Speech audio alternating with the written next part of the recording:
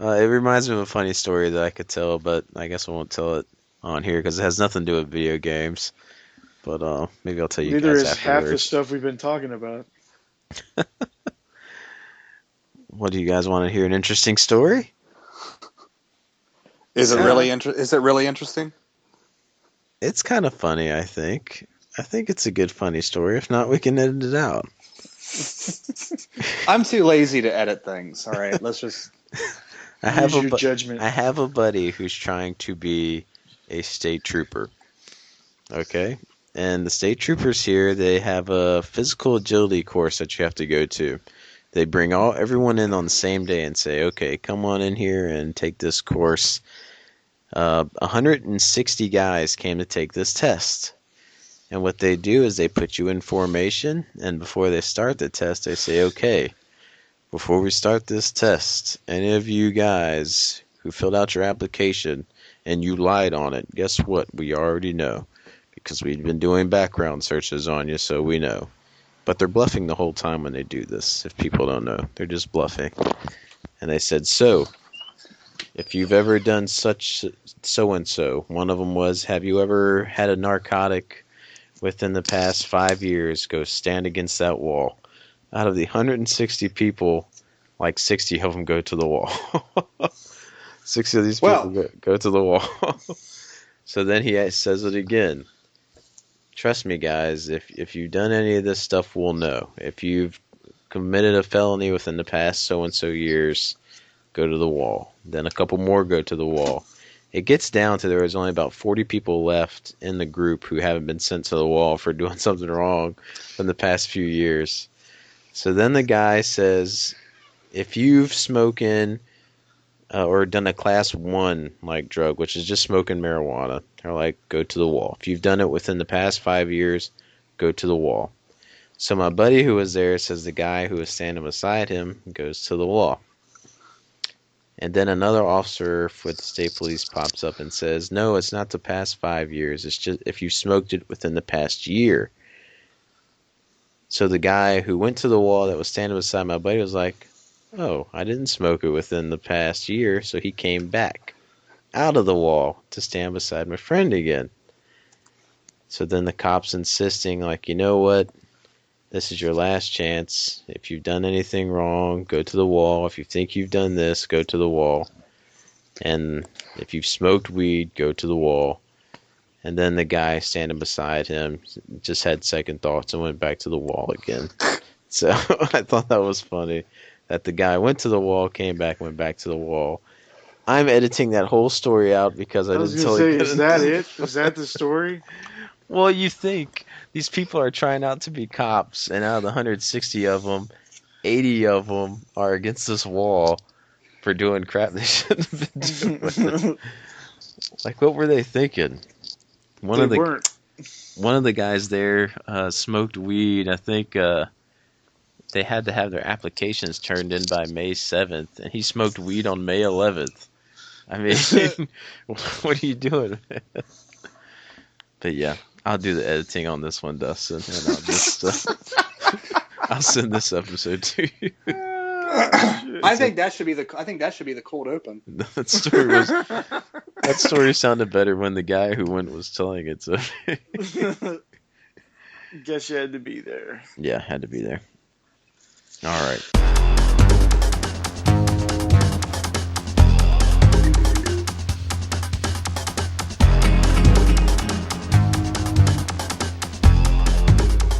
Hello, everyone, and welcome to episode number 32 of another gaming podcast. Yes, we are still here. We're not finished yet. We're keeping strong. We're going. I know it's been a little while since the last episode, but we are back finally, episode 32. And I'm joined with my wonderful co-host, Chance, Doomwaves Doombringer. What's up, man? We're back. That indeed we are. It's been a while, but things are just crazy, but we're able to finally get something scheduled here. But it's good to hear your voice, Chance. Yeah, man, it's good to hear you guys' collective voices. Just been super busy. Even this weekend, we had a baby shower for my sister-in-law that my wife was in charge of planning. and I helped out decorate and all that stuff. So it's been a long weekend. It's hot. Nice. It's like 85 degrees in my house right now. Because my air conditioner's broken. So I'm sweating for you. And one of those other voices, the other co-host, the one and the only Dustin Christ. Howdy ho, Winslow. Hi, I'm going to avoid ripping off Grub Gun for the 80,000th time. Hey, no, hey, if he can do it in every single video, then we can rip him off indefinitely. Until he gets that trademarked, and then we're going to start paying for it. We're going to start paying him. Okay. I mean, with the way YouTube's going, I wouldn't be surprised eventually if people start trademarking their. Oh man. Well, oh man. Maybe we can get Grub Gun back, and then he'll give us a few freebies. Yeah. Have it recorded and just play it anytime we need it. But anyways, yeah, it's been a while since the last episode with busy lives, busy times. I know for me personally, I've been taking a break from YouTube, period. Just no videos or nothing. Chance, he's taking himself a break. And then Dustin here, you're just recently starting to get back into the swing of things by pumping out some vids. Yeah. But it's been kind of nice kind of just laying low, having this little break away from stuff. It's kind of refreshing. In a sense. I've still been watching a lot of videos. I just haven't been making them. And it's funny because like every time I feel like I need to make one, it's like, oh yeah, I picked up a few things. I should do a pickups video. And then I'm like, but the last 3 have been pickup videos, so I guess I'll just wait. And then I just don't do anything. I've been in this weird kind of this phase. Like I've beaten some good games like Bloodborne, Castlevania, Super Castlevania 4, all worth having their own separate video, like doing some good discussions on them. But I've just been sitting there and I'm like, you know what? I'm actually not too good at these, and people do it better, so I'm just going to watch their discussions on it. So it's been interesting trying to find and see what my niche might continue to be into the future. I'm thinking it might be more gameplay stuff, but I don't know. I don't know where I'm going to go from here. But I do know that I'm going to keep going with this podcast because I love doing this. So hopefully it'll just with my rotating schedule and everything, it just made things complicated. Dustin had to move and everything he was doing, but like I said, he's all settled in and comfy now, enjoying his new place. Which, by the way, how are you liking that new place? I'm enjoying my new place, which looks exactly like the old place. Not like spitting image, like not an extra room or nothing? Yeah, there's an extra room. Okay. Okay. Remember when you were here? Now I want you to take that apartment and flip it 180 degrees, so it's facing the other way. And then in the living room, where the TV was, beside the TV, there's a little door that goes into the game room now. Oh. So I have so it's a 3-bedroom apartment because I have my girlfriend's daughter here, and the ceilings are vaulted, and at their highest, they're like 15 feet high. So you're on a top floor of the building now, or something? Yeah.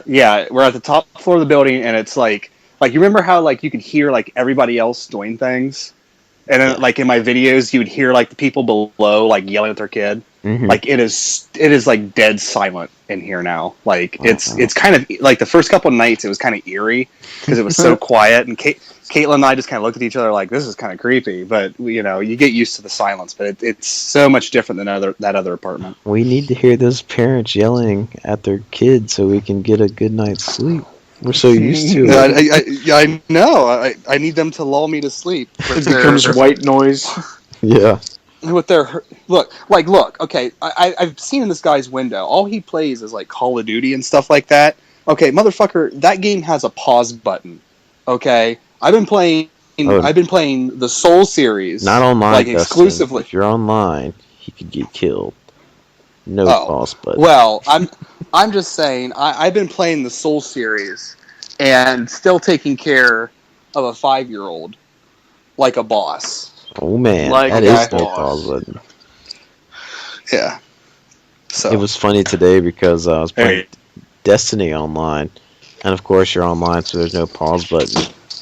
And they were getting ready for church this morning. I was being the evil guy staying home because hey, I gotta go to bed now. I can't go and do that stuff in the morning. I gotta go to So you sleep. played Destiny instead. I played Destiny for 30 minutes, Chance, and then I Okay. went to bed. Okay. All right. All right.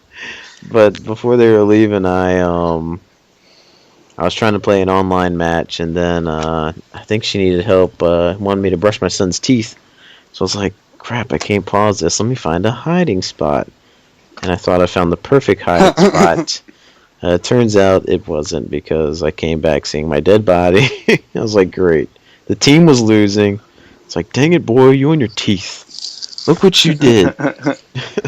That's like when I was playing Dark Souls 1, and I was playing it, and then I got a text from my girlfriend's mother saying, "Hey, you can come out and get Lily," and I was like, I can't pause this game, so I just found a hiding spot and like drove across town to go get her and come back, and like I texted it in the chat, and Alex is like, "Oh God," but I came back and I was totally fine, so it was okay.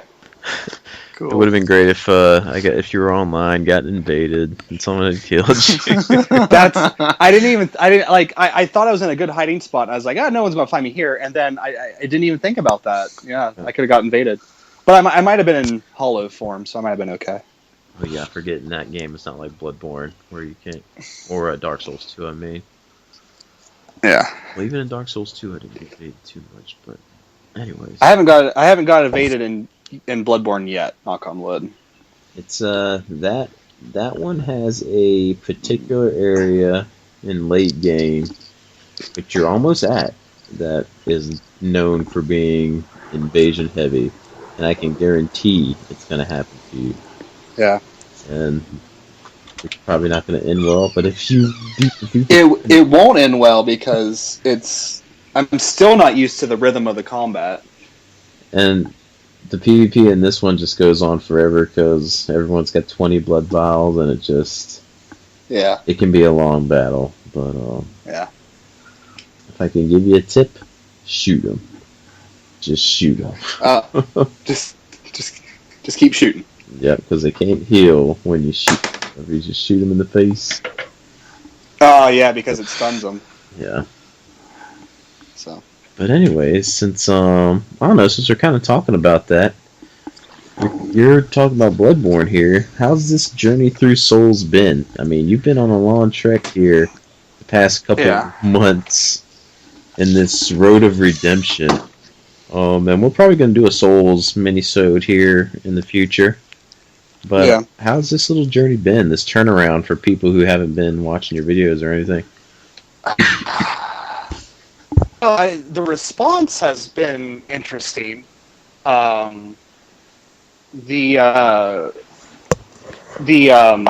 overall feeling from me is I feel really good about it because I did want to like these games, and I just where I was at that time I just didn't. But there's been a lot of, I'm not going to lie, there's been a lot of frustration with these, especially Bloodborne. Bloodborne's a lot, like, I played Dark Souls 2 again, and I'm like, what the hell was my problem a year ago? Because this is, like, ridiculous. And now I'm playing Bloodborne, and it's, like, it's a bit different. It's the same, but it's a bit different. Yeah. So, but it's different enough that it throws you off. And I keep trying to play, because you get in that definitive rhythm with the Soul series, and I keep trying to like back off, and it doesn't work. You need to sprint in there and start attacking, but I'm still like playing like a timid Souls character. It's a badass hunter, Yeah. So, but I've been enjoying it. The response has been, people who really wanted me to like the series are like over the moon, and then like the people who I guess you did have a side corner about. Like they were like, yes, I hate it too. I'm glad you're on my side. I've seen you had a couple of those fans too, and then when you did your 180, they're like, oh man. Yeah. Well, I've done it all for points, and I've done it for viewers to get viewers, and I will be setting up a From Software only channel with a Patreon. Yeah. Oh man, you're hitting on more topics that I wanted to get into, but awesome. I don't want to. I don't. Okay, we'll just wait. I'm It jumping will ahead to lead to table a of good contents. segue. Uh-huh. Chance. Uh, Is Dustin cutting in and out on your side? Yes. Okay, just making sure it wasn't. okay, give me. Let me do something. I went to the Wi-Fi, and it seemed like it was working better when I was on cellular. It's data. sounding good right now, but I don't know. Okay. Unless you were Well, just around or something. I was also farther away from the Wi-Fi box. Okay. Yeah, you sound good now. I need to keep it on the cellular data though, because my Wi-Fi. I need to call Time Warner. Those bastards. Like we'll just be sitting here, and like all of a sudden, like the internet will just cut out, and I have to like unplug the box and plug it back in, and then everything's fine. So it's probably a problem with the box, which means they need to bring me out another box. Ugh. Yeah. So better just keep it on the cellular data, and that way I don't drop at all. There we go. But you think you're enjoying the Dark Souls games a little bit more so far than Bloodborne, right? Yeah, I like the environments of the Souls series better, specifically the Dark Souls games. Demon Souls, I think Demon Souls is actually my least favorite so far. Yeah. Because it's very bland looking, and it is yeah. The Dark Souls is a lot more refined. But Bloodborne, like you were talking about the environments and really liking it, and like I really like the design aesthetic of the city and everything, but after a while everything just starts looking very similar until I got to like the what is it, Canehurst Castle, and everything's covered in snow, and I was like, finally a fucking snow level in one of these games, because you know, I get so sick in the Souls games of always seeing like lava and fire everywhere. You know, to see snow, it's kind of refreshing. And then right when you get there, I bet that very first enemy killed you. Oh my god, I fast souls those guys. Yeah, I was like, fuck this shit, I'm done. You take one hit on them, and you're like, am I supposed to be here? Yeah. I really thought that. I was like, why am I here? And then I posted about it in the chat. That's when I was like, these enemies are fucking stupid. And then finally I was like, screw it, I'm sprinting. After I ran up there and got the door open, then the next time I respawned, I just sprinted for the door. But all the enemies in that area are kind of dumb. Yeah, the ones inside the castle were easy. Then you're on the outside, like, this is going to be insanely difficult. Then you're like, oh, never mind. Yeah. So here's a pushover. Except when you get those guys that like throw the daggers at you, and then you have all those crying women around you. Then that's a little annoying, but I got through it. So now, what do you think of some of the boss fights so far in Bloodborne? Compared to the Souls fights, I don't know. I think I was expecting, because the enemies are a lot harder in Bloodborne, I feel, because of the different rhythm in the combat. But then I get to the bosses, and there was like, I got stuck on the first boss, that Father Gasconi, or however you say his name. So I got stuck on him. You ran into that one first before the bridge boss, the one on the bridge. Correct. Okay. And I had a really hard time with him. But then once I got past him, like I went up there and I just knocked the crap out of that cleric beast really easily. And for the most part, except for one other boss that I can't remember, I've gotten through them pretty easily. Well, good. See, I did the cleric beast first, and when you do Father first, you can actually summon him into the cleric beast, which I thought would have been cool to see him fighting by my side. But well, that brings up another topic that I absolutely hate about this game. It's the summoning. It's like, it's so much better in Souls. You see the summon sign on the ground, that means someone's there wanting to play. You go up and you do it, and then there you go. And here, you have to ring a fucking bell, and then the person has to be around you, and they have to have the opposite bell to answer it. Yeah. And it's just like, why are you making this so difficult? Which you don't even get that opposite bell until you have a certain amount of items on you to be able to get the bell to unlock it. So it does make it It is a weird system they put in this one for doing that Yeah. summoning. Now, if there's an NPC character nearby, yeah, that's easy. You stand over the name, summon it. But Well, I looked into yeah, that, and there's only like 2 places where there's NPCs to summon. pretty much. There's Yeah. only about a couple handful of spots. So And then like you compare that to Dark Souls 2, which the last boss I had 3 NPCs in there fighting it with me. It's a bit of a change. you did the Rom fight recently, Yeah. and you were sitting in that area waiting for Oh, help. that's the one I got stuck on. Yeah. I was actually that was one of the ones that I was trying to find help with too at first, like trying to summon help. And like you, it took forever for it to happen. So I just let it sit there, and it finally happened, and my help died, like right at the beginning. Yeah. Like I waited all this time, my help died, but then I wound up beating it by just I said screw the spiders, and I just kept attacking her, and Yeah. that's how I defeated her. That's how eventually, yeah, like I was fighting them, and me and this other guy, or gal, I'm not sure. We were just taking our time, dishing out the spiders, and then eventually she got off a good like ice hit on my partner, and he died. And like Rom only had like 10% of her health left, and there's all these little spiders around her. So I just Leroy Jenkins it, and I had that the mace that had lightning on it. I just ran in there and just started bashing her with like the charged up electricity, and I got her like right as a spider was jumping at me, and it like dissolved in the air. Yeah, because I killed her. So I was like, oh my god.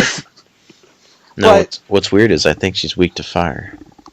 I read that I thought she was weak to electricity, but it doesn't matter. I think it's one of it doesn't matter. Yeah, but what was I going to say? Oh, the worst thing, because you were talking about summoning somebody and then they died on you.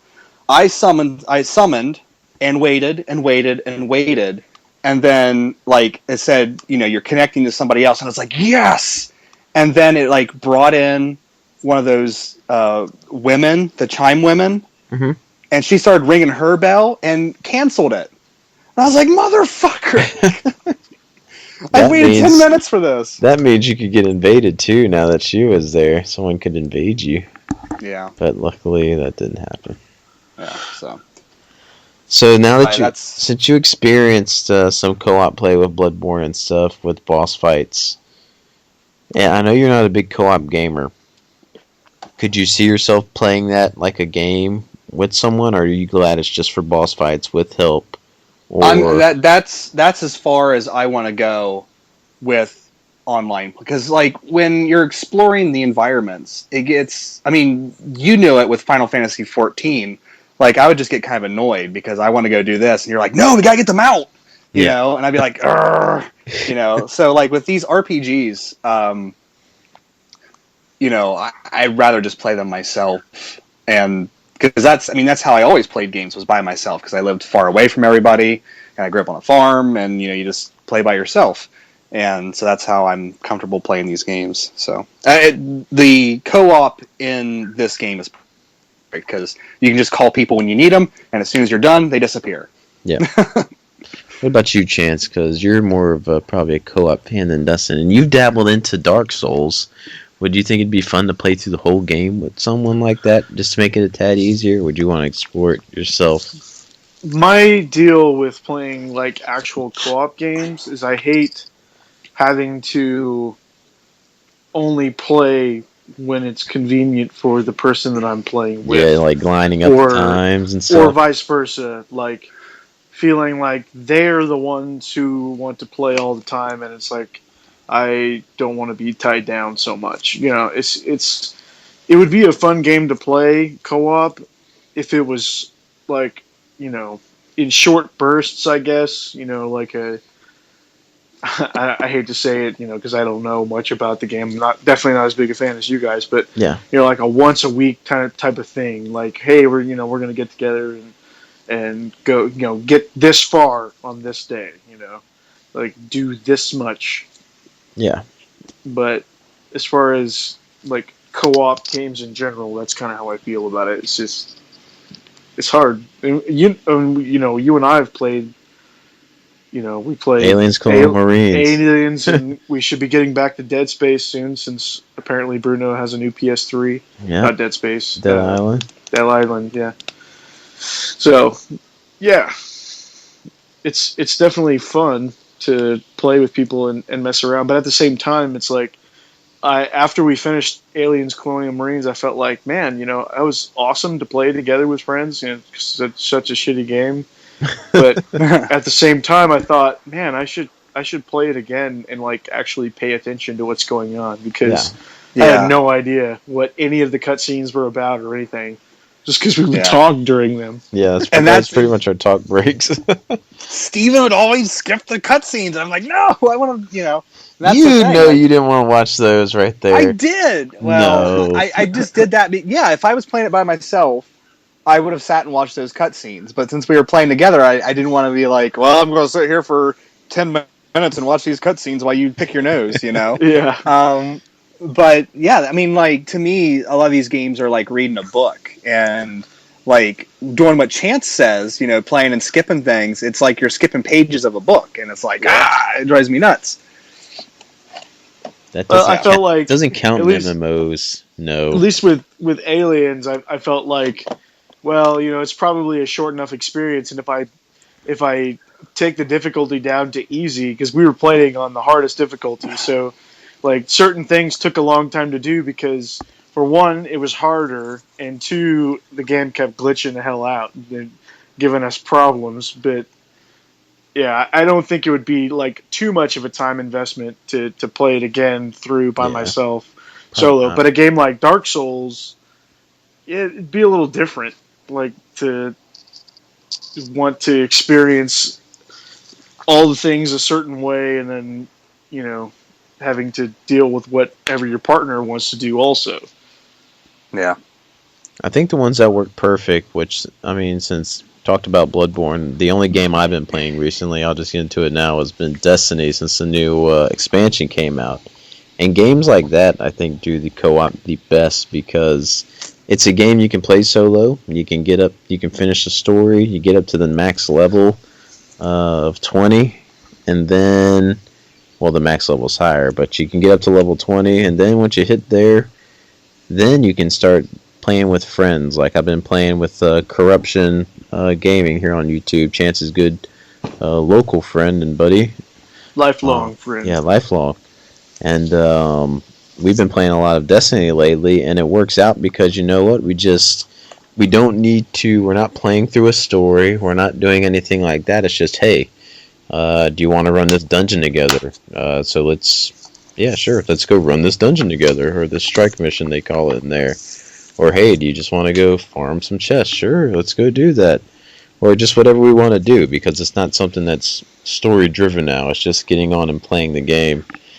I think, like when you were saying, Chance, when if trying to schedule something like our Dead Island playthroughs, we're trying to play through the story, and that just takes forever, and you have to just match it up so everyone can continue to get the story. You don't want someone to miss out on something. Yeah.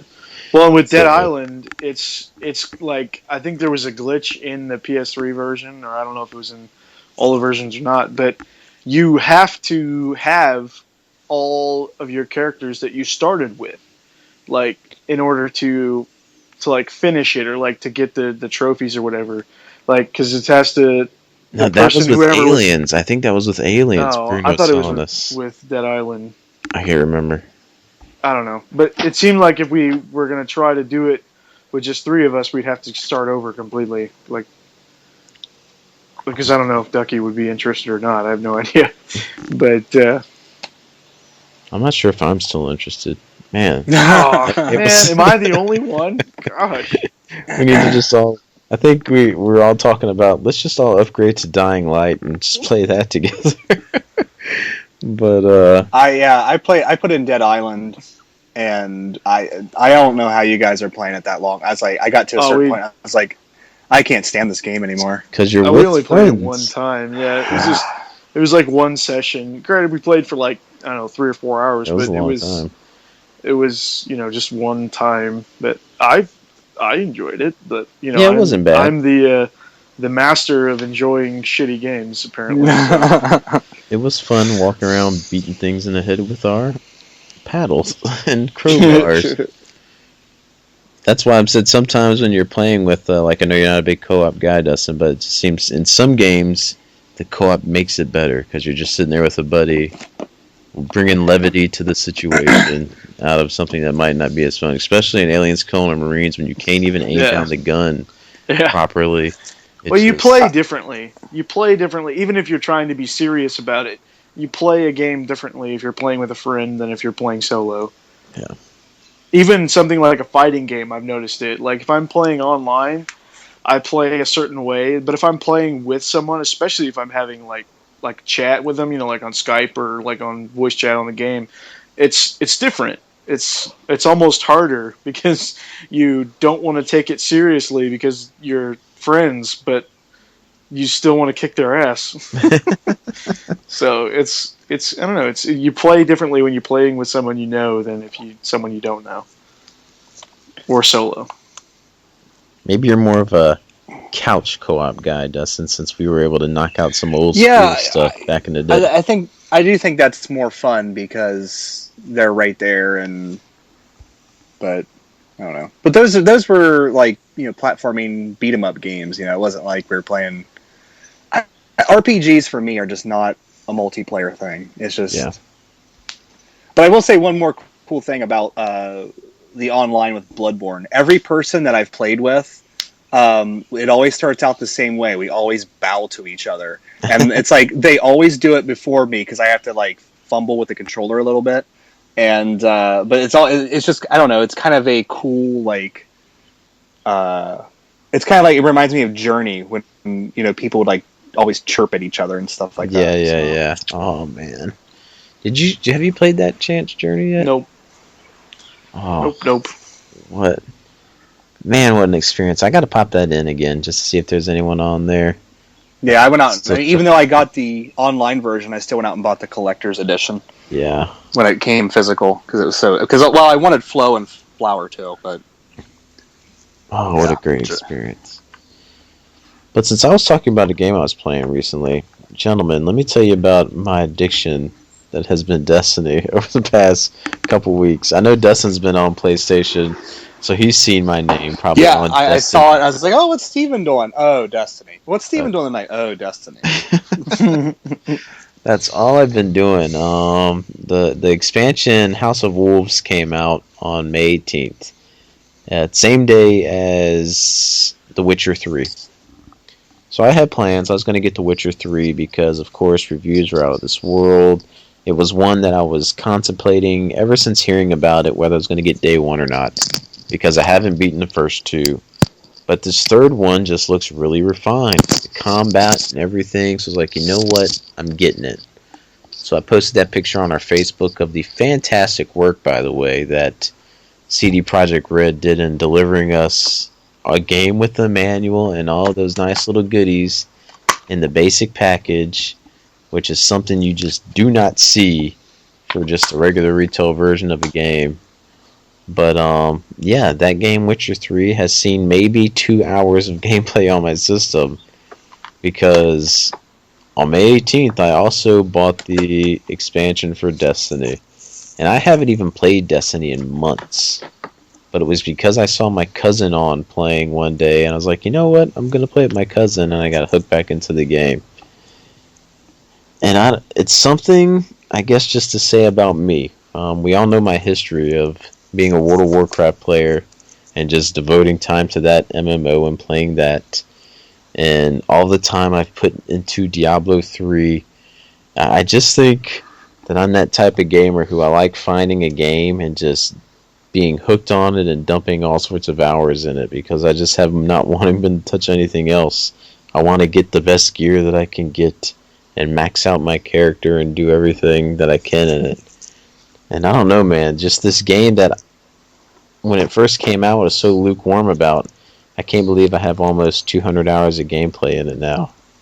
And it's just, I don't know what it did but made that 180, but the game is just so fun.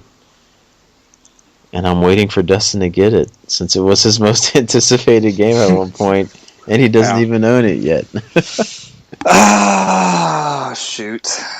You need to summon your Dinkle, Dustin, and play. Summon my Dinkle. Yeah. You know, like, not that it will actually change your mind about it, Dustin. Because I haven't played it in a while either. But being that you don't own an Xbox One, I Yeah. think it really will scratch that Halo itch. Like, at least until you get one. Like, because the shooting in that game is so good. Yeah. It is. It's definitely Bungie, and it feels good. Like, I don't know. I don't know how to describe it other than that. It feels so good. It feels so good. The thing with it, I was talking to Alex Return to the Base about it, about how me and him want to play through Borderlands, a pre-sequel together. And I've told him it's been tough going back to Borderlands because although they're quite different, Destiny and Borderlands, they are similar in nature in that you can group with a party and you're going out to find more upgrades and loot. But I just think Destiny, it's not just about guns. It's about finding that new helmet or finding that new chest piece or your boots. And when you find a new gun that's better than what you have, it's just leveling it up. It just gets so addicting. And when that piece of loot drops that you've been waiting to drop forever, it's just awesome. And it's been tough trying to go back to Borderlands, so I think Destiny does it better now. So, yeah, I don't know, man. I'm just hooked on this game, and I can't break myself from it. I got Witcher 3 sitting in there that needs to be played, and I got Batman coming out here in a couple weeks that I know I want to play. I don't know if I can break away from Destiny. I might need an intervention, guys. Oh. I almost wish sometimes that I could get that involved in some games, and just because I think it would, in the long run, save me money. It's like It does. Yeah. You're right. if I could be the type of guy that got hooked on one game and I played that game for years, and just really invested, time into it and nothing else, man, I would have, a backlog that was, zero probably. Yeah. But as it is, I don't know if you guys watched one of Grub Gun's last videos where he talks about being spoiled for choice. And more often than not, that's what happens. Is like I can't get too invested in something because I have so many to choose from, and it's a weird kind of feeling. I've Go ahead, Dustin. I was just gonna say I've really I want The Witcher 3, but I haven't even finished Witcher 2 yet. So for me, I'm just gonna sit back and wait on that. But I was watching Corn Muffin's Bloodborne video today, and he talked about how he has played the game completely through 7 times. And I'm just like, I can't even imagine throwing in a game I've already beat and playing it again. Just, you know what I mean? Just once. Because I have so many other things I need to play, and it's just... which is why I feel really good about not buying a bunch of new games and actually working through these shelves. So. But you can understand it in a way, though, because how many times have you beaten Final Fantasy VI? Well, that was different. That was during my childhood when my parents would never get me anything. So, I'd beat it and I'd be like, all right, well, I don't have anything else to play, so let's start this over again, Okay, I guess I understand that. Yeah. Now that I'm an adult with disposable income and stupidity, I just... You know what Destiny does, which it kind of does what I think maybe Final Fantasy Record Breaker, even though you're not hooked to that game, Dustin. I haven't touched that game in almost a month. Yeah. But what Destiny will do is every day it has they're called bounties, like a daily bounty quest that you get experience from that I can level up my weapons and stuff from. So I want to make sure every day I get on to do that little daily bounty quest. That way I'm still getting the maximum experience I could get. So it does these little things that keep you hooked and wanting to log in that day, because you're like, oh man, if I don't log in today, I'm going to miss out on some of this experience. So I got to get in and get it. Dr. Wiseman told you we requested a video conference. What in the world? Sorry. Requested a video conference. But That's what Hold it on, let me is, get out of the man. room. Little things like that hook me. I had to go in there. Lily's asleep, and I had to go in there and get the iPad because when Caitlin gets home, we're going to watch the new episode of Wayward Pines. Which, if you're a Twin Peaks fan, you should really check that out. So. I didn't watch last Thursday's episode yet, so I gotta. Oh my God! We need to stop recording right now, and you need to go watch it. Jesus! I may be watching it while I'm at work tonight. I never even heard of this show you're talking about. Oh man, okay, we're gonna do a quick cutoff. Destiny's great and it's awesome. Now we're moving to Wayward Pines discussion. Like Dustin said, if I don't know, man, Dustin, if you're a Twin Peaks fan, I think you'll probably enjoy the first episode. But man, it takes a big. I was disappointed at the end of the first episode, to be honest. Really? Oh, because they gave it away so fast? Yeah, they gave it away so fast. I'm like, the first episode, you give it away. I'm like, that kind of took a lot from me. But as you continue watching, where it's like, what, episode 4, 5 tonight or something? Yeah. I think it's 4 or 5. Man, just things the one start you need getting... to watch is the one you need to watch is episode 4, I think. Or no, it's episode 3. It's episode 3. Oh yeah, episode 3 was how can I say without... It was the Reaping. Or no, the Reckoning. The first Reckoning. Yes, the Reckoning. Yes. Okay, so yes. You need to watch episode 4. Yeah, I want to know what was behind the noise they heard, if that makes sense. Yeah. Well, things get... The episode you're going to be watching tonight is batshit fucking insane. Well, doesn't it seem like every episode goes from one extreme, then there's another extreme, then all of a sudden, holy crap, what is this extreme? Like, what is going on here? I love to listen to people talk when trying not to give away spoilers. I know, it's because it's like you make absolutely no sense. I know. Well, what it is, Chance, is this guy, this character played by Matthew Dillon, he just wakes up out of a serious car wreck in this town called Wayward Pines. And so he's just trying to figure out where he's at. He figures out he's in this place. Does he wake up in the hospital, Dustin? Or was he wakes up in the hospital. And they're telling him that he's got blood in his head they need to drain. Yeah.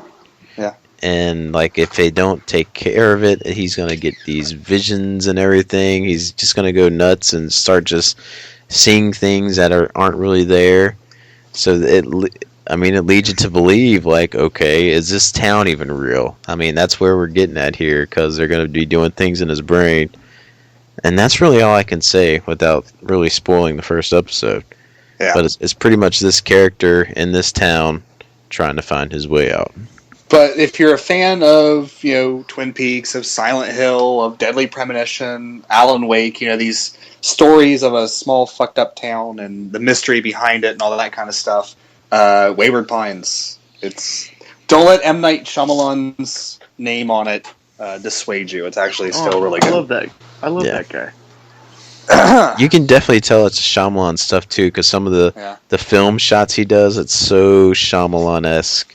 Yeah. Shyamalani. Yeah, how he... Shyamalama ding dong. I was just going to say that. He's like infamous for doing a close-up person, like out of focus while the person in the background's in focus, kind of talking deal, over the shoulder type stuff. He just always does that in his films. But yeah, I'm really liking the show, and I have to catch up on last week's episode tonight, and probably do a double header, watch both of them tonight. Yeah, my days get mixed up, man, because of the night shifts, man. I forget where I'm at and what days I'm on.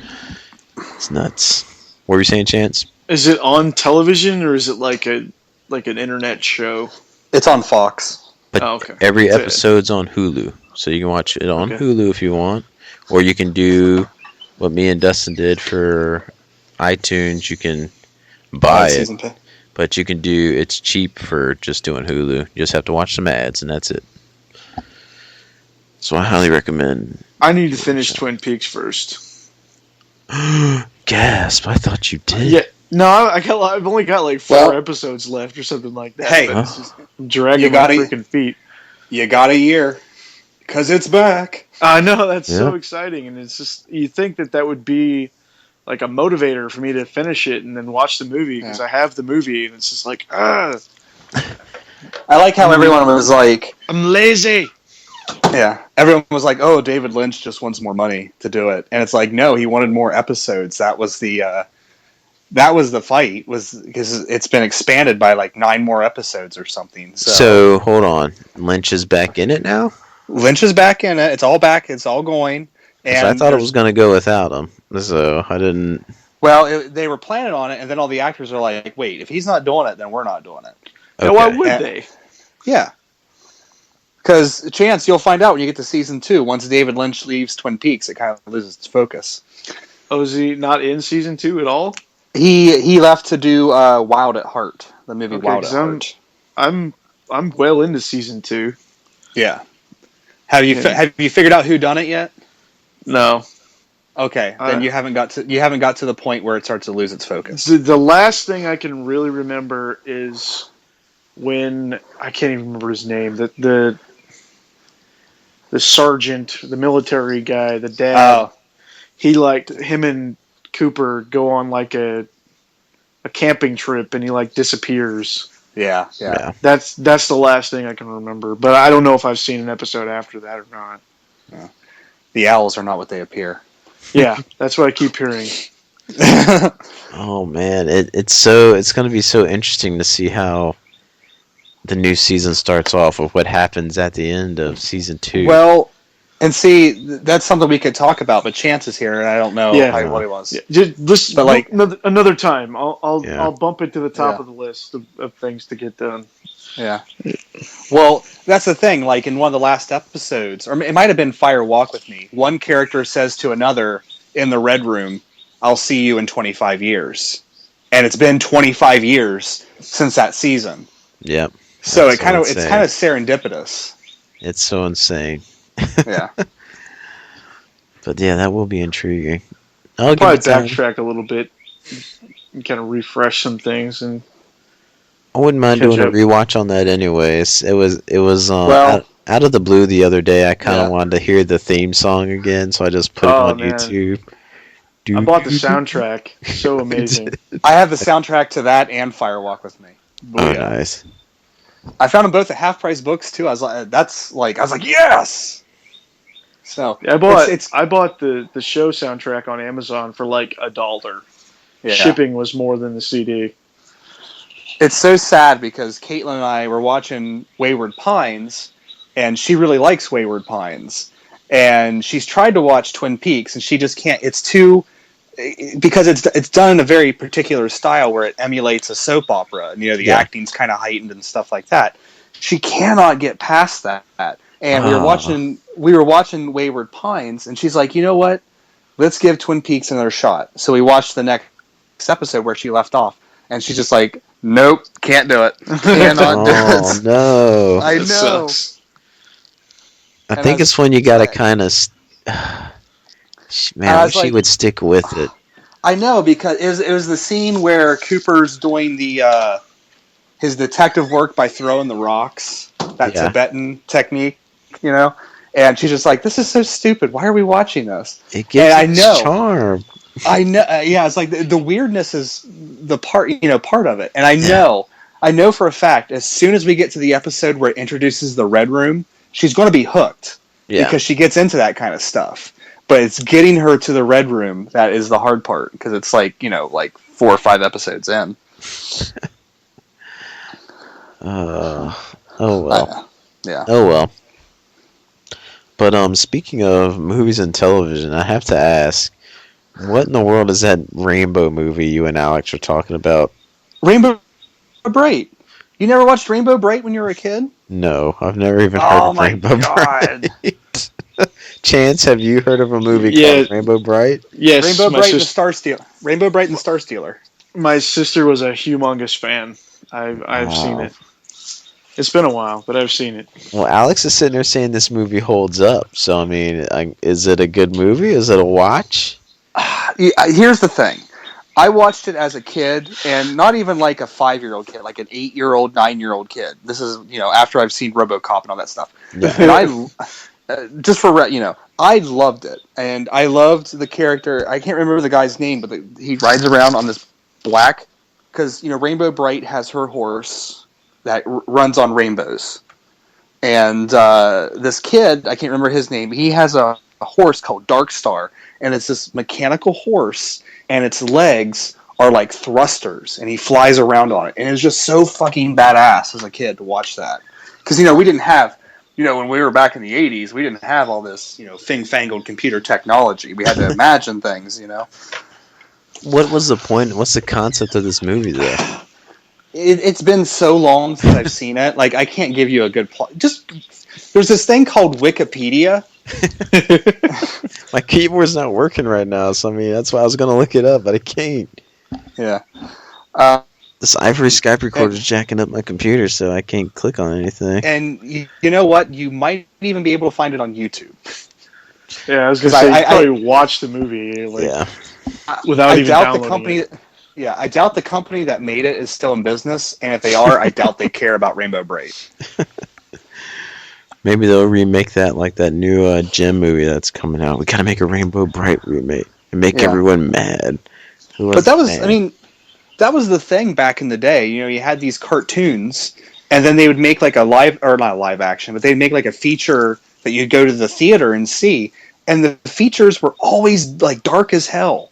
Like, I remember going to see the Care Bears movie with this character named Darkheart who would go around and steal people's hearts. Like, not their physical hearts, but and it was such a dark character for this, Nino Cooney. Yeah, it was such a dark character for friggin' Care Bears, and it's still stuck with me to this day. Or friggin' Transformers the movie where Optimus Prime dies. Spoiler alert. Oh, yeah, that's an amazing movie. I remember being in the theater, crying about that, And then we got Rodimus Prime. Hell yeah. And he was awesome. Which why in the world hasn't Hot Rod been in any of the new movies? I'm not aware of any new movies. I mean, in all the Transformer movies that Michael Bay's made. Michael Bay's made Transformer movies? All joking aside there, I really thought that after the third movie, it could have been like a Unicron type of situation, in which case we would have had a Hot Rod. Yeah. But then they decided to go Dinobots instead. Yeah. Gonna go back in time. Okay, did anyone see the newest movie that I'm pretty sure doesn't exist? Yes. Okay. I just want to know one thing. Does Grimlock talk the way he talks in the cartoon? No, because he doesn't talk. Yeah. He doesn't talk at all. Grimlock smash! Yeah, that was actually the most disappointing thing about the movie, even though I really enjoyed it, because I enjoy those type of things. But the Dinobots were only in it for 15 minutes. Yeah. At the very end of the movie, and then it was just over. And they got top billing, Brilliant.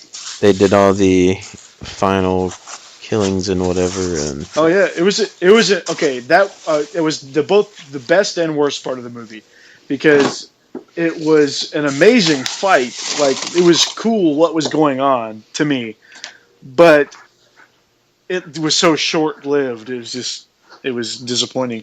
Yeah. But I do like what they did with Megatron too, because Galvatron's there now. Is he voiced by Leonard Nimoy? I don't know. I don't know. Is Leonard Nimoy? Not anymore.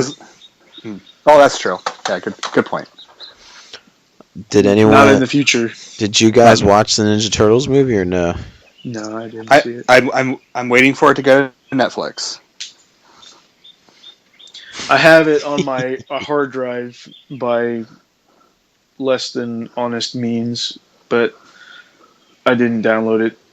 Ducky threw it on my hard drive when he was here, and I just haven't felt the need to watch it yet. So I was filling out an application the other day that says, "Have you illegally downloaded any software of any kind?"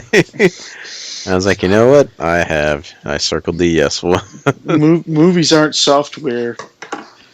I've downloaded software that too. It had a list of everything. It said movies, games, software Well, programs. It was all boiled in one. you're not getting that job. Anyways, I think we should transition into some recent gaming news. Well, not too recent now, but what do you guys think about Bloodstain? Oh, I'm excited. I think it'll be cool, but I'm interested to see like what everybody else thinks too, because I've heard a lot of people's opinions are like, oh, why does he really need to do a Kickstarter about this? You know, like because he's got money and people would probably back him, you know, without actually needing a Kickstarter. And blah, blah, Don't they already have a publisher too? I don't know if I don't know if I thought I heard. I thought I heard it. He was like, I heard, haven't read that he's been very upfront about the fact that they have a publisher, but they want to gauge interest and things like that. Yeah. Yeah. I think what's interesting. Go ahead. I was just gonna say, so they're using Kickstarter as like a gauge of interest. Which how do y'all feel about that? Like companies saying, you know what, we want to gauge interest by asking for money. Exactly. Yeah. I mean, these people are still getting their game. Like the ones who paid, like however much the game costs, they're going to get their game. I mean, yeah, they don't have to pay anything extra. I mean, it seems weird though, man.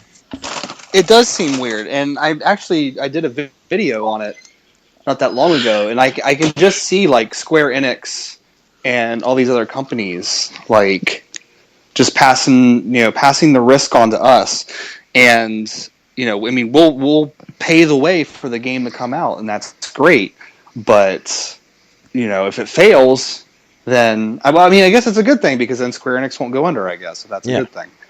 But I don't know. It seems really strange to me. It seems to me like, I don't know, being that it's the type of game that it is, like Bloodstained, and we'll use like a game like Mighty Number 9 is another one that's like, kind of in the same vein as in like, super popular guy behind it, super well-known guy behind it asking for money on Kickstarter. Yeah.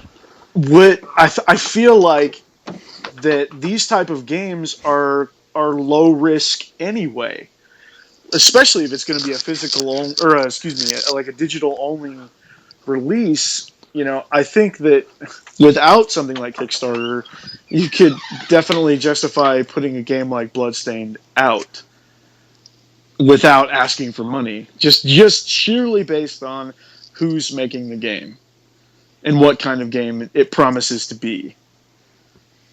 I guess a positive side from it is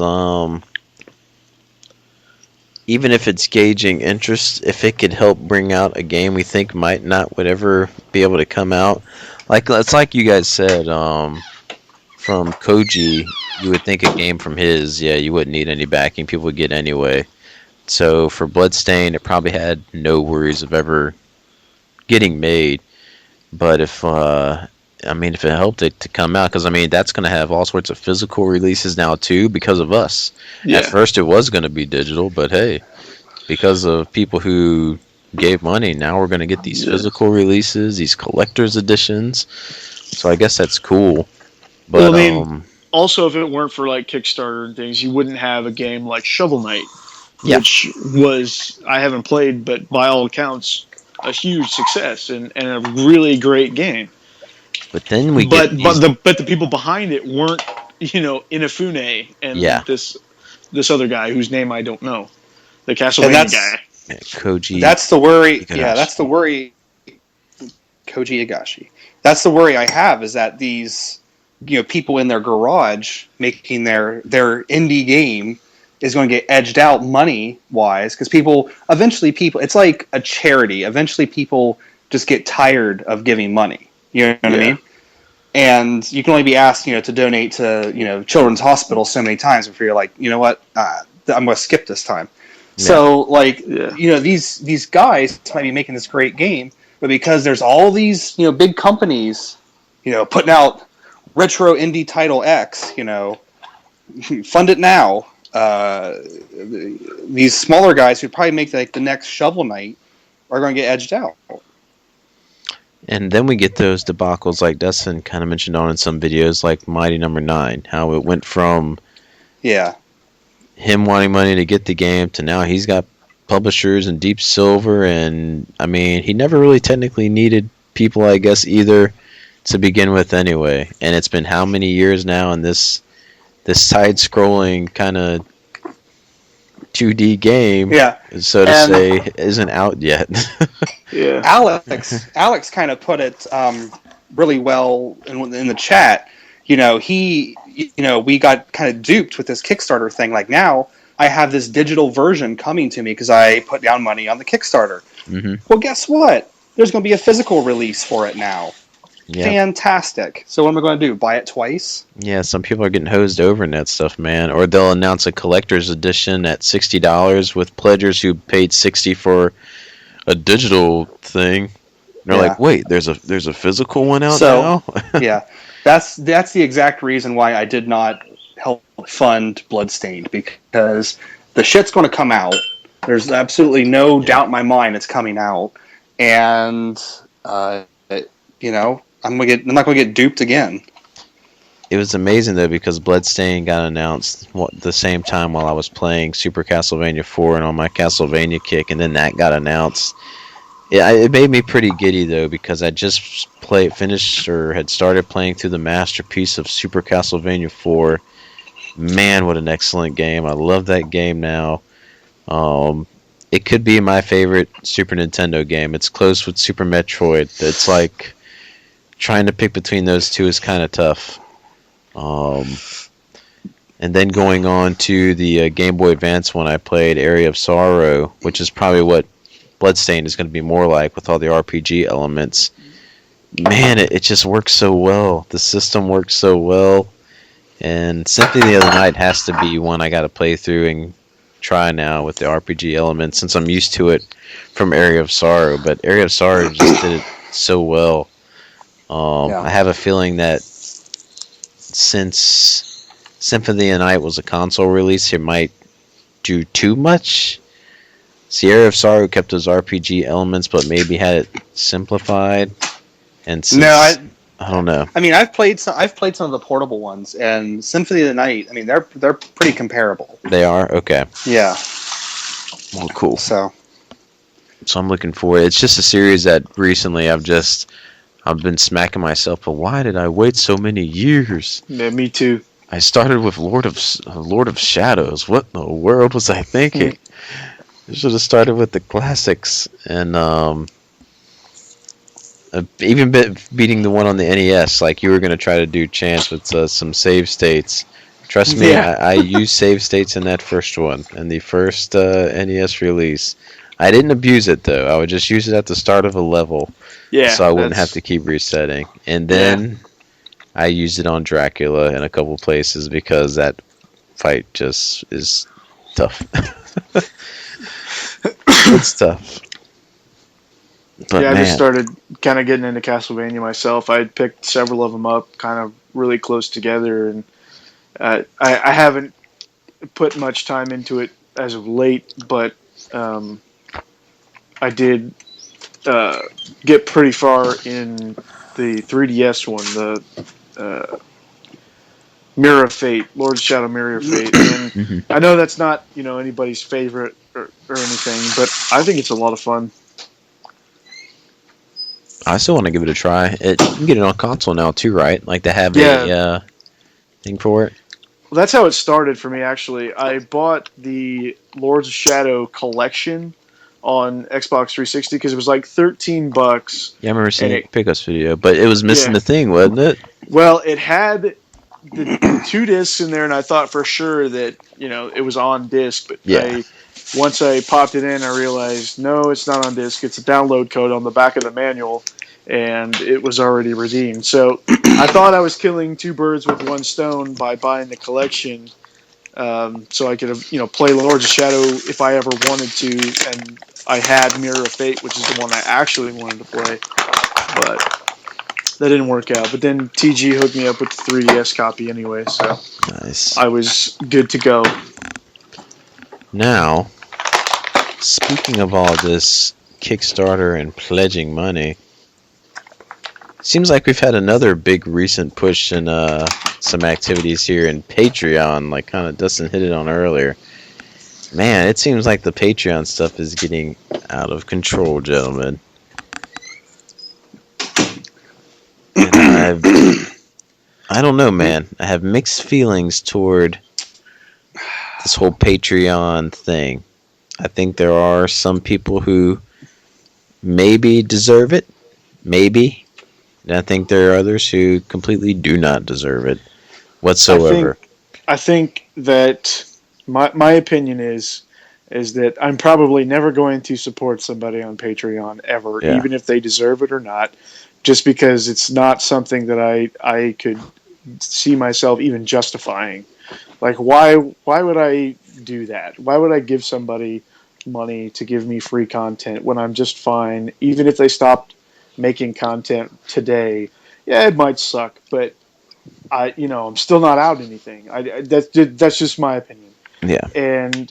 But as far as like someone deserving it or not, I would definitely say someone who does this as a hobby and doesn't, but makes a really good product or whatever you want to call it, that does this as a hobby, has a full-time job, and just does this on the side, and a little push every now and then to do something on the side. Sure, why not? If you wanted to support somebody like that.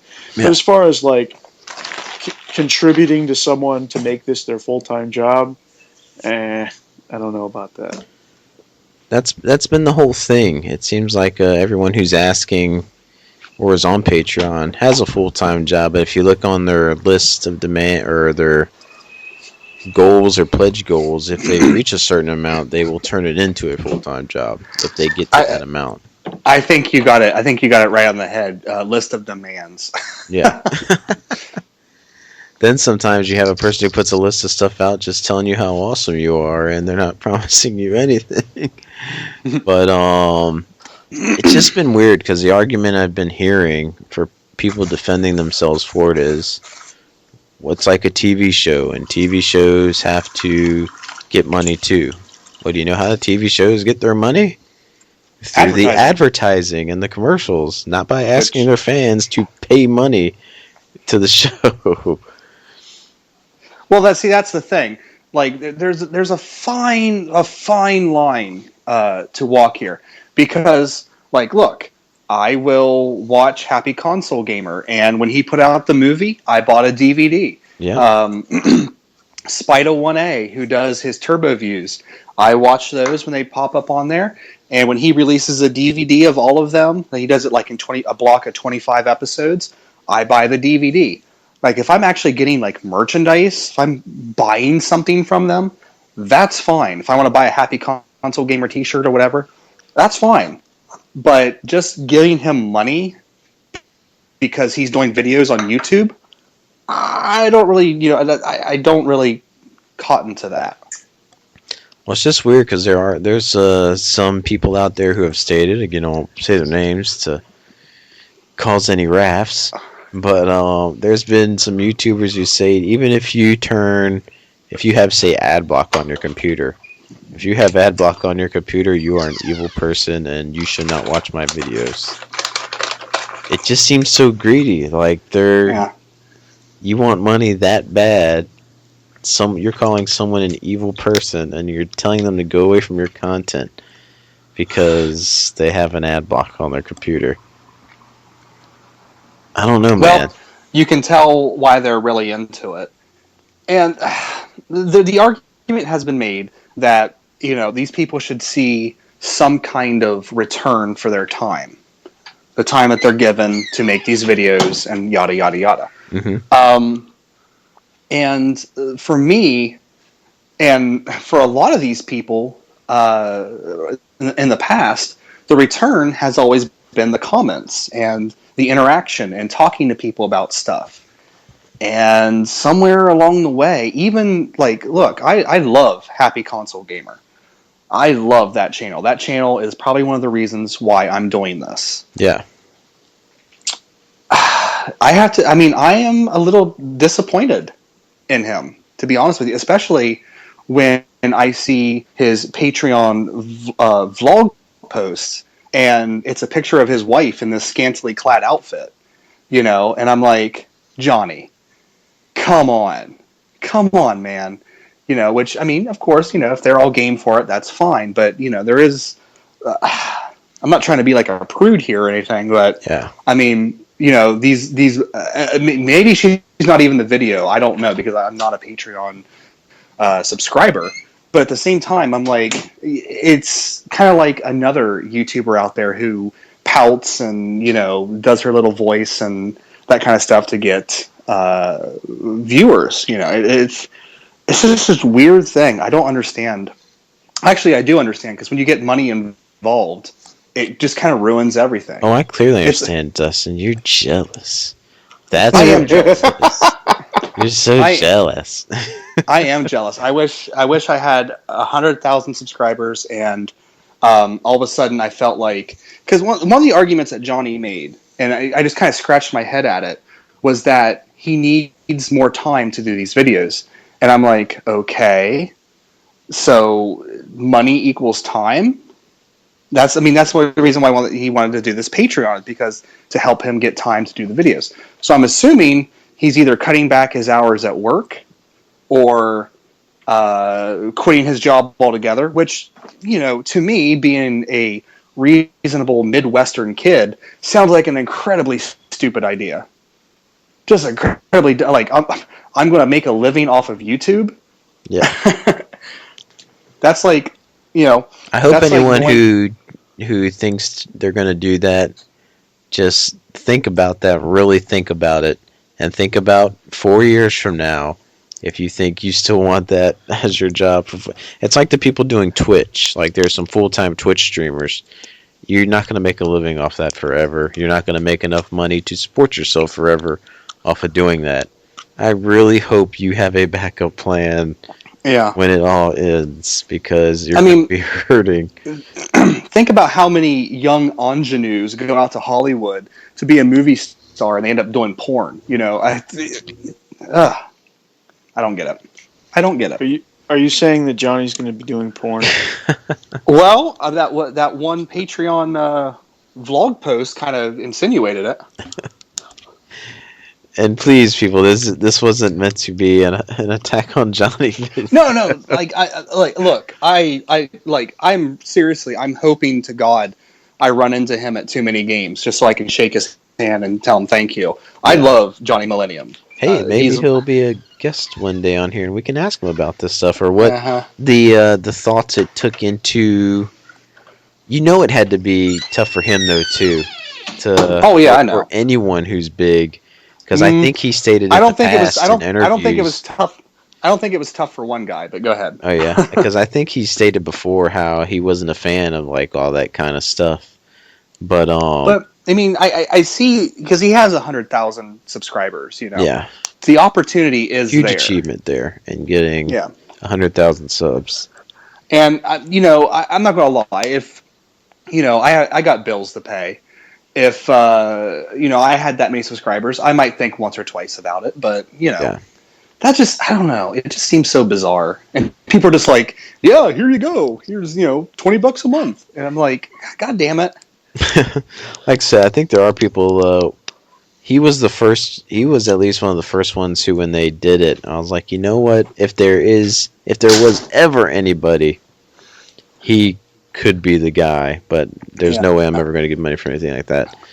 Not like somebody else who gets on and talks about, wanting people to fund a vacation for him. Yeah, there's other situations that happen where it's like, it boggles my mind that people even give money to certain people. It really, it really confuses me, you guys. How do you not see through that? I don't get it. Some people are blinded by the light. Wrapped up like a douche? Yes, wrapped up like a douche. gosh. I don't know. I don't know why it would bug me, but sometimes it just bugs me thinking about it, like how some people can be so Well, dumb in supporting something so blind, or yeah. sometimes, It bugged me with MJR because of the gall of it. Because yeah, he tried to do this Kickstarter to fund this vacation. It failed, so then he instantly went into Patreon, and people are just like, "Oh, this is so much better." It's the same fucking thing. You know, you're still giving money for his vacation. That's yeah, where that money is going to go. So congratulations, you got duped. And then when Johnny did it, I just felt like, I felt like he probably saw like these other people doing it and saying, you know what, I should probably do this too, because why not? Give you some extra money in your pocket, whatever. But I did feel, because I don't know, I feel like the Happy Console Gamer is so pure, you know. yeah. And Patreon has been given this kind of toxic kind of thing. Like if you're on Patreon, it's bad. Which you know what? I kind of see it as just a weird thing. I don't know. Yeah. But like you said, if I had 100,000 subs too, I'd probably think about it once or twice as well. It'd be like, wow, Yeah. I got all these people who support me. Maybe they will just give me money. Yeah. And I had a moment the other day where I was reminded of the YouTube of my youth of like 3 or 4 years ago. Greg was on Facebook talking about pizza joints in America, Hmm. and people were commenting on it and stuff. And then I saw Splatter Trigger respond, Ah, and not only did he respond, he also liked my comment on there, which when I was before I even started my channel, Splatter Trigger was one of the channels I watched, yeah, man. and it took me back to those days of like tagged YouTube videos and video responses, and just when YouTube was better. The working designs king, Yeah. Splatter Trigger. Think about how it obviously YouTube has changed a lot, but think about how much what it is that we're doing YouTube for has the popularity of it has increased exponentially Oh yeah, Yeah. since we all started YouTube. You guys started before I did, but I feel like I kind of got in before the rush of it all that is what it is now. And it's just it's directly correlated. Obviously, I mean, all these people talking about video games, asking for money on Patreon, and the cost of retro games is 20 times higher than it was 5 years ago, 6 years ago, 7 years ago. It's outrageous, and it's the world we live in, unfortunately. yeah. I mean, so at the end of the day, my opinion on Patreon is going to be, if you're doing it, whatever, but don't expect any money out of me. I really don't care whether or not you're doing Patreon, whatever. Just, I'm just probably not going to support you. I think, Dustin, it's been has it been tempting for you at all yet to switch those ads on, because you're at the point now, in after about 3 months or so, you could probably buy you a new game off of some ad fundage. Has that ever come to mind yet? You know what? Let's flip that button and put the ad on. Nope. Not at all. Easy answer. It's never crossed my mind. I mean, I don't do this to reap some kind of profit. I just do it because it's fun, and I like talking to you guys, and I like making videos and seeing the comments and stuff like that, and that's all it really is. I mean, I don't. Well, maybe this could be completely opposite for the person going into YouTube saying, you know what, I am going to do this for money. But again, please don't let that be your only means. Please have a backup plan, because what's here today could be easily gone tomorrow. So, I think that the one of the differences is that I think the three of us at the very least are in this for the conversation, like Dustin said, the comments and things. I think we're all genuinely here because we want to talk to other people about what we enjoy. yeah. I don't feel like I'm educating someone when I'm doing a discussion about a game that I just played or about the games that I picked up. I don't feel like I'm educating or providing some sort of service or some sort of product for someone to watch. I'm just doing it because I want to talk about it and I want other people to hear what I have to say and maybe talk to me about it. Yeah. And with that being said, if you'd like to support the show, you can go to Patreon/Another Gaming Podcast. If you want more episodes out, we can promise you we'll do 2 episodes a month. If you get us up to $5,000, we will give it to you. I think Joe's fake Patreon was pretty good. I think me pledging a penny to him a month was pretty good. The first pledge, baby. But no, that was pretty funny. But again, this was by no means to be an attack on any gamers or anything. Just a conversation about Patreon and just the whole meaning behind this. Is there seemed to be a big influx and push of Patreon stuff going on. It just seemed to start getting out of hand. That if you have a certain amount of fans, why not ask them for money? But hey, to each or her their own. Anyways, guys, how would you like to kill our final 20 minutes before I have to get ready to go to work and you guys get to relax and enjoy the rest of your evening? Well, the rest of us could talk about the games we've been playing because, you kind of just talked about yours and Yep. it went on. I talked about mine. Destiny. Dustin talked about Bloodborne. So Chance. Oh, no, I that was just a joke. Bad one at that. No, you really can. Go ahead, because you said I really haven't been playing that. you have stuff. played something. You said you played something. So what have you been playing, man? Well, I played some Mario Kart 8, quite a bit of it. I don't know if you guys The new tracks? got the new DLC, but I'd say my opinion on the new tracks is that about half are amazing, and then the other half I could just totally just deal without. Like, I could just not play them ever again and be okay with it. That said, though, like, I played most of the Mario Kart 8 that I played recently before they came out. I don't know what it was. I just got really hooked on it again, and I played, I don't know, a lot of races. And that was around the time that we took our vacation It's orange. down to San Antonio to hang out with Ducky Do Gaming. Mr. Ducky? Yeah. Yeah, that was a good time. The new tracks actually came out the day that we showed up at his house, and we Oh, man, played because it he's for a a big little bit. Mario Kart fan, too. So Yeah. We played them for a bit down there, and I haven't dabbled much into the 200cc yet, but I've watched a lot of Twitch, and that looks nuts on 200cc. It just looks insane. I wouldn't even try. I think I got up to... I was trying to get all the gold or finish first place in every CC when it originally came out.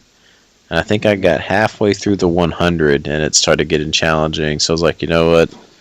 I'm okay. There's no way I'm going to dabble in 200. Well, I think that the online multiplayer, I think it defaults to 100cc. Okay. So if you're playing online quite a bit, it's 100. But I mean, you can play in like tournaments and stuff that do like 150 and 200 if you want to. Those are there that you can jump in and join. But the default worldwide multiplayer is 100, I think. I'm not positive. It's either 100 or 150. I know it's not 50 because 50, going back and playing 50 after you've been playing online for a while or playing in custom games is like, holy crap, this is so slow. I can't believe I ever thought that this was acceptable. It's boring.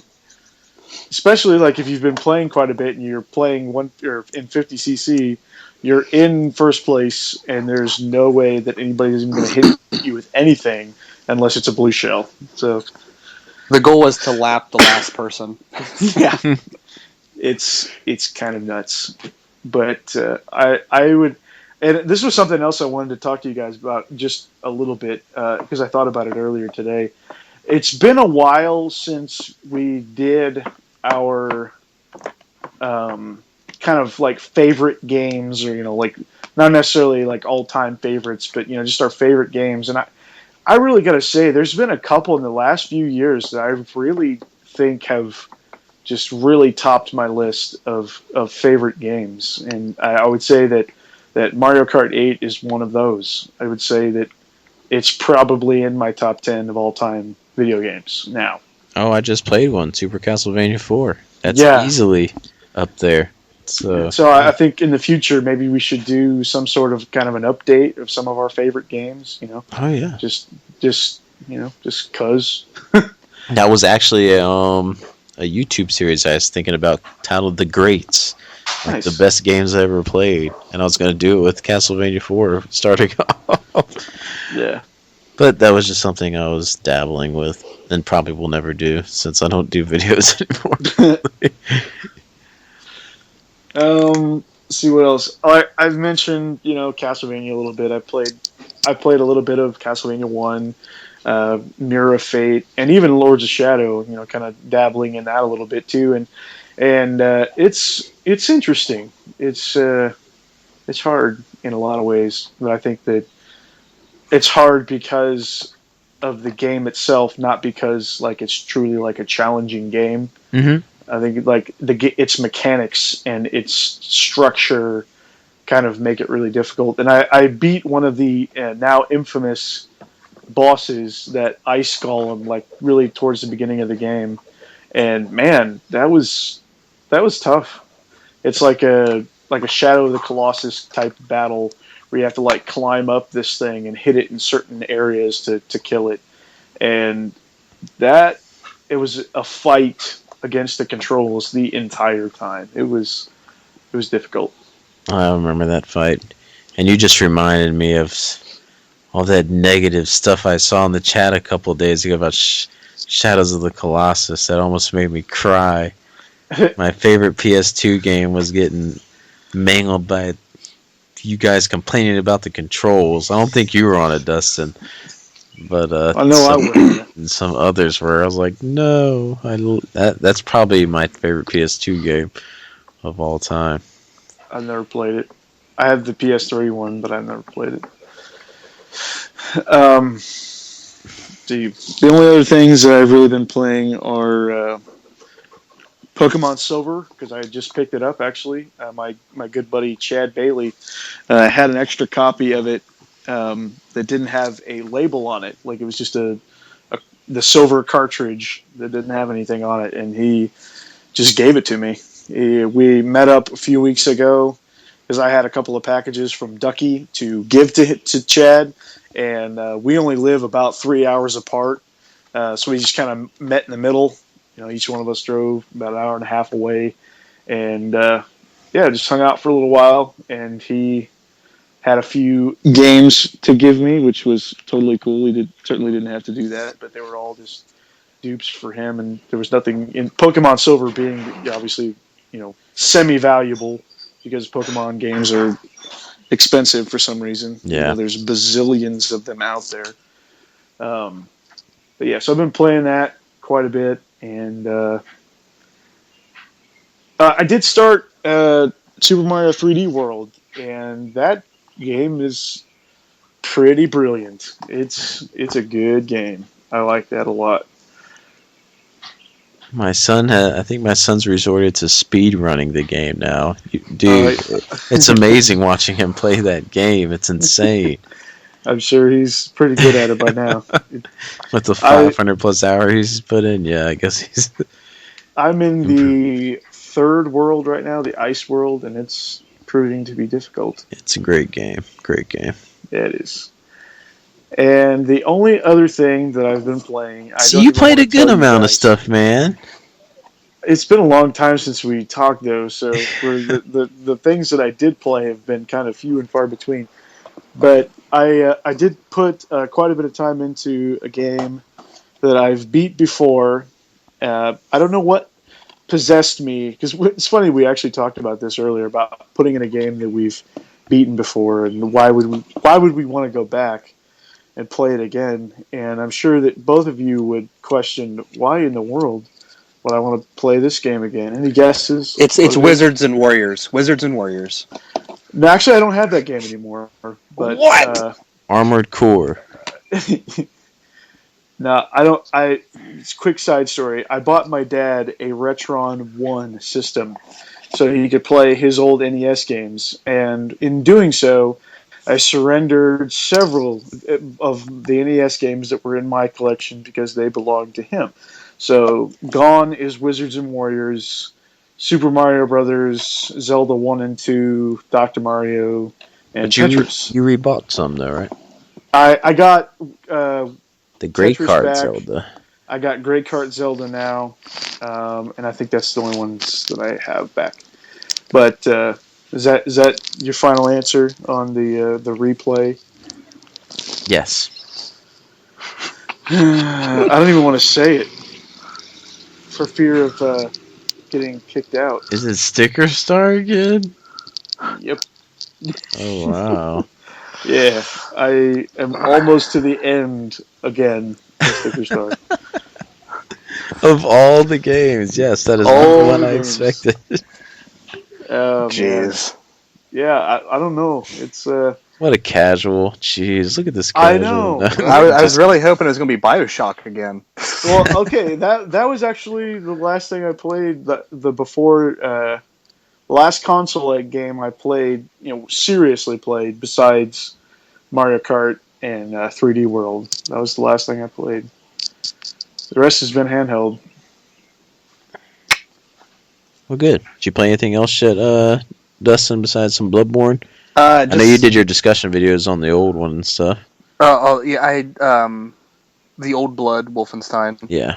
Oh Yeah, man, I'm so jealous. Yeah. Well, don't be. I mean, it's gameplay wise, it's good, but it kind of dives into this like I haven't Been a watched your video yet. Yes, that reminded me. it dives into this craziness at the end. You're just kind of like, Explain your zombie hate, Dustin. Because like I said in the message, you haven't Well, played a zombie game. So It was where's not the just hate? it's not just games. I mean, it's just everywhere. I mean, like The Walking Dead, and then Walking there's Dead's old news now. there's just Try again. zombies. I'm just still sick of zombies from I like hate when you. it was so I hate saturated. you. You're the I know. worst. I know. And then other than that, I've been still chugging along with Persona Q here and there. Oh, nice! I didn't know you were playing Yeah. that. Yeah, I need it. I regret to say I got bored with Persona Q and I put it down. It's not hooking me as much as the Etrian games.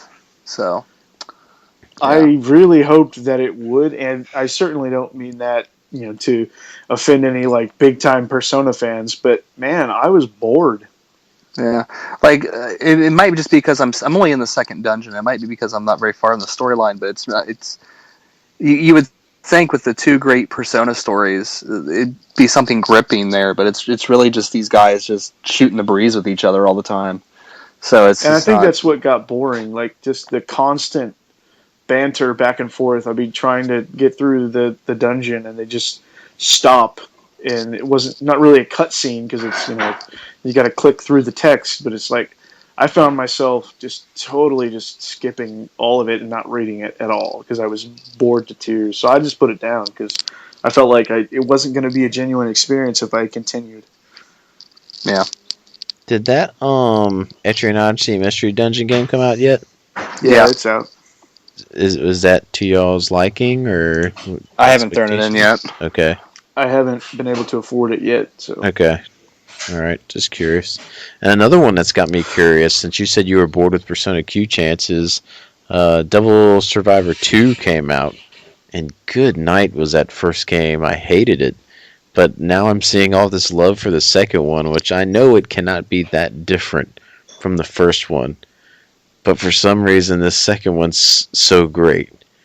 I'm going to need to know why, but I know you guys haven't probably dabbled. I know you own it, Dustin. But the first one just was not that good to me. So I'm wondering what changes it made to actually be good this time. Well, I don't know. You're the guy who doesn't like Chrono Trigger, so it's hard to say. I am that guy. I was just thinking that about that the guy. other day. I am that guy. So I'm not even 100% sure what the game is. Is it like a strategy game, like a yeah, it's like grid strategy. based? Yeah, it is grid based, but with the same type of demon type system that Persona is known for. Okay. But I don't know. It's just if it's the same system, I'm just curious what's making it so much better than the first. You know, I love what I've played of Final Fantasy Tactics Advance, and I absolutely adore Fire Emblem Awakening. But other than those two, I really haven't found myself extremely interested in a lot of other like strategy grid based games. Like I tried Tactics Ogre on the PSP and I hated it. I was once again I was bored. I felt like the battles took way too long, and I know that I'm spoiled by Fire Emblem Awakening Yeah. because that game is so fast moving for being the type of game that it is. Like I don't know. Hey, I just I'm a big fan of the strategy type. That's why I had gotten Double Survivor, and but I'm right there with you, man. Even with Tactics Ogre, I agree. I was really hyped to play that one a few months ago, man. I was going to play through while Alex was playing through too, so we could talk about it back and forth. And I just could not. It got hard, actually. It was the difficulty that kind of strayed me away. yeah, maybe So that's what bothered me about Tactics Ogre. It's like just it being like the battles themselves taking like an hour and a half or longer to do, and I just didn't have the time or the PSP battery life to yeah, do it. So I just didn't. But I have Jeanne d'Arc, and I'd like to try that sometime. But yes, play that. I don't know, man. Like I'm halfway interested in this one you're talking about because, like you said, everyone's singing it very high praises. But I don't know. I think it's opposite in Tactics Ogre, if you remember it all. It seems like no matter where I was standing, anything could hit me with range. I was getting hit and being killed. In Jeanne d'Arc, it's you actually have to work to get in close. So you get in close and then you Yeah. do your combat. So that's what made that Well, one I kind of felt nice. like in Tactics Ogre, I felt like I could never And it took too many get hits in Tactics Ogre. I could never get healed fast enough. Like I could never get a healer close to Yeah, where it that needed to too. be fast enough. I felt like I could have made half of my units healers, and it still wouldn't have been enough. Like Yeah. to keep up with what was going on. But that said, you know, I played Fire Emblem Awakening twice without a healer, so whatever. So how about to end this, we do a little thoughts on Fallout 4 being announced. Maybe on a happy note. Dustin, how excited are you? I think it was expected. We were all talking about this earlier podcast. Yeah. We knew it was probably coming. So, are you excited to finally see the footage and the proof? Yeah, it's making me excited to go back. I need to go back and play and finish New Vegas because I never finished New Vegas, but I'm always excited for more Fallout. I love that post-apocalyptic type stuff. The only thing is, I mean, people are giving it crap for the graphics, but maybe the draw distance is bigger, and maybe the landmass is bigger. You know, you never know from this trailer what it's actually going to look like and stuff. So, And it still looked good to me. I don't care. Even if it looks yeah. like dated last gen, hey, it still looks good. I don't care. What about you, Chance? Doom 4, is that what you said? Sure. Doom 4? Doom 4, man. That teaser That- trailer for that.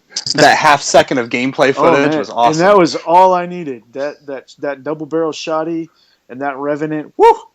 So is it Bring it official? on. Bethesda wins E3? Did they already win it before it started? I cannot think of any other game that for me personally would be more hype than a gameplay trailer for the new Doom game. Oh, yeah. Like and that's not even an announcement. I know it's coming. It's Like coming. it's going to happen. But what I did hear was like I was reading up on it a little bit. Sorry, totally derailed your Fallout conversation.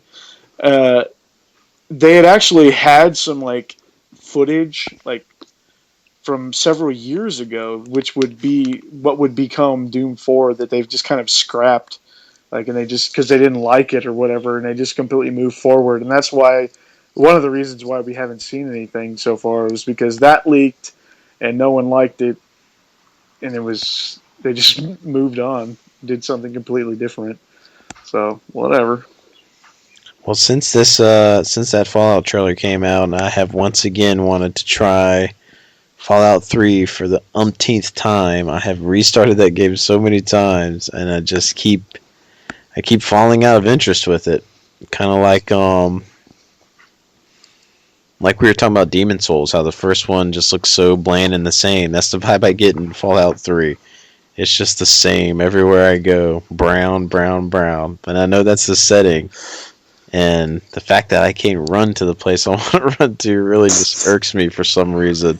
Didn't you like New Vegas more, though? I did, because it had a little bit better color palette. I mean, because of course it had the Vegas type setting in some areas when you get there and stuff. And I did like that. Plus there was a mod to put the run button in there.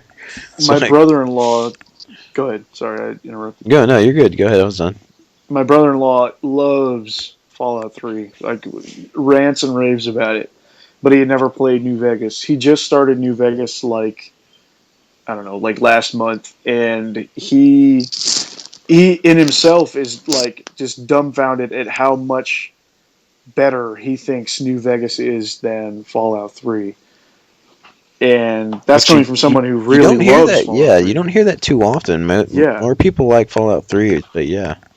I think it's like people are finally coming out and saying, admitting it. Like, yeah, New Vegas was a lot better. And I think New Vegas's biggest, and we've talked about this before, biggest flaw with New Vegas was how glitchy it was, like when it first came out. Like, I think in the long run, a lot has been done to kind of fix New Vegas, and especially if you're playing on PC with mods and things.